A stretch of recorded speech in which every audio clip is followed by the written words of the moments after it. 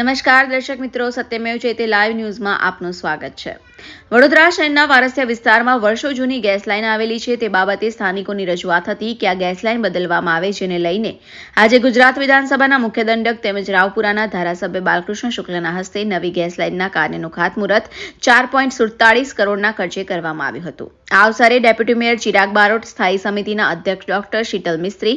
સ્થાનિક નગરસેવકો સહિત નાગરિકો ઉપસ્થિત રહ્યા હતા। નાગરિકોની રજૂઆત બાદ હકારાત્મક કાર્યવાહી થતાં લોકોએ ખુશી વ્યક્ત કરી હતી। વડોદરા શહેરમાં પાઇપલાઇનથી પુરવઠો પહોંચાડવાનું કામ તત્કાલીન મુખ્યમંત્રી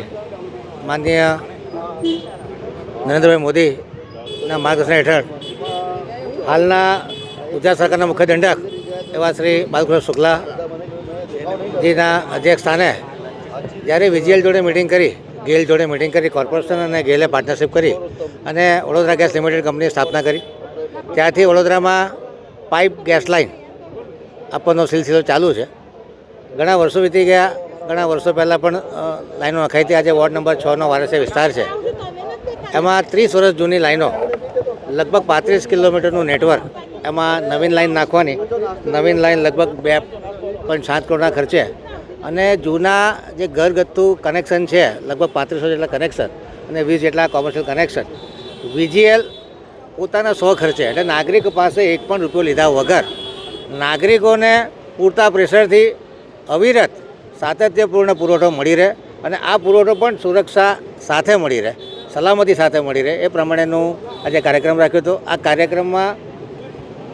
ગુજરાત સરકારના મુખ્ય દંડક શ્રી બાલકૃષ્ણ શુક્લાજી, ડેપ્યુટી મેયર શ્રી ચિરાગ બારોટ,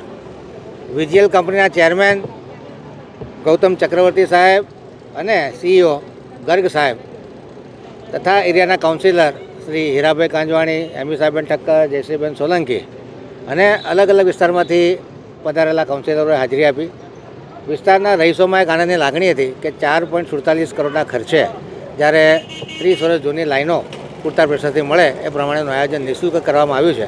ત્યારે તમામ નાગરિકો વીજીએલને સાથ સહકાર આપશે અને આ લોકોની જે ખાસ કરીને મહિલાઓની સુવિધા છે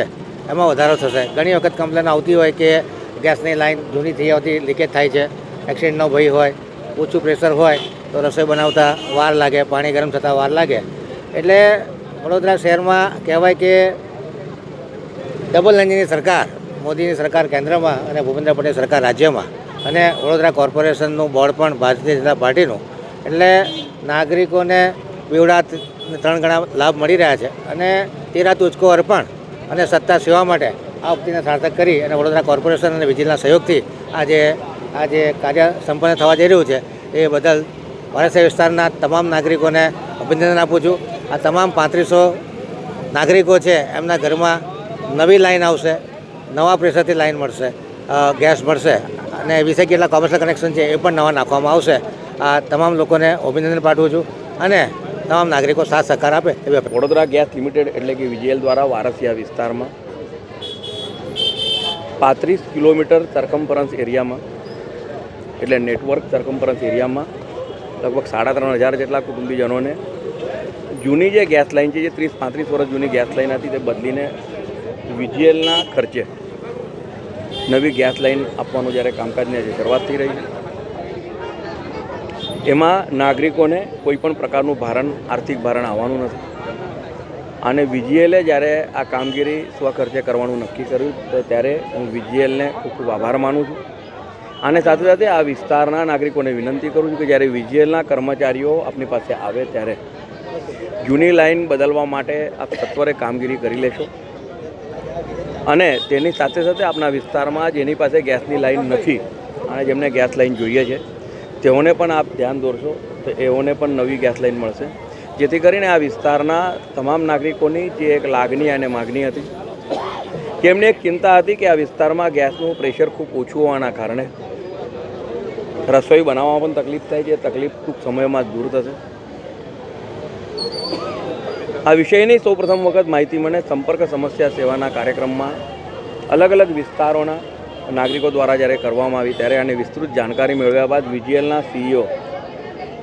શ્રી ગર્ગ સાહેબને વાત કરતા તેઓ તાત્કાલિક હામી ભરી કે ના સાહેબ વાત સાચી છે, કારણ કે જ્યારે એશિયાની સૌથી જૂની ગેસ લાઇન હોય